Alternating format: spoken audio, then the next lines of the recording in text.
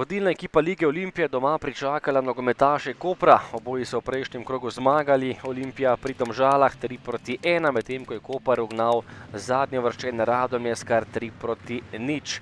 Prva akcija tekme v 15. minuti. Muslimović je streljal daleč, ampak tokrat je kar krepko zgrešil.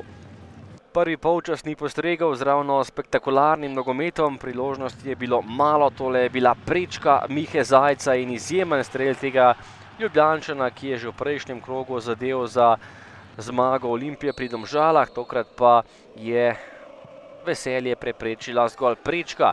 Drugi polčas je strelj Zarifovića, ki je meril dobro, obramba tokrat Vasje Simčiča in še napad za Olimpijo. Pregraval je Zajc, streljal, a tokrat meril visoko čez gol. Koprčani nevarni v drugem delu po protinapadih. Tole je že akcija, ki je prinesla zadetek. Belima Rodriguez je pregraval in premagal Šeligo za prednost Kopra 0:1. Nogometaš iz Ekvatorialne Gvineje je bil najspretnejši, pregral branilce Olimpije in premagal še Šeligo. Presenetil je Belima Rodriguez in takole premagal Šeligo za prednost Primorcev v Stožicah. Olimpija je potem napadla in priložnost po kotu za Delamejo Mlinarja, po drugi žogi pred vrata strelj za Ljubljančane.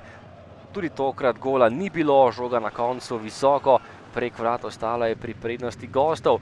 Kot za Koprčane odbita žoga in takole še zadetek Tonja Datkovića. Gol je bil razveljavljen zaradi ofsajda gostujočega nogometaša. Ostalo je pri prednosti Kopra z 1:0 in na koncu še globoko v sodniškem podaljšku. Dolga žoga pred vrata, potem pa je bil pred golom Eleke, ki si je dobro pripravil strelj, a streljal čez gol previsoko in tekma se je končala s presenečenjem. Olimpija 0, Koper na koncu 1 in 3 točke gredo na Primorsko. Mislim, da spet nismo bili dosti agresivni že od začetka tekme, tako da smo pustili Kopru preveč prostora.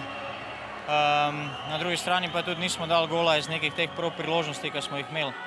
Tako da mislim, da je Koper zasluženo zmagal.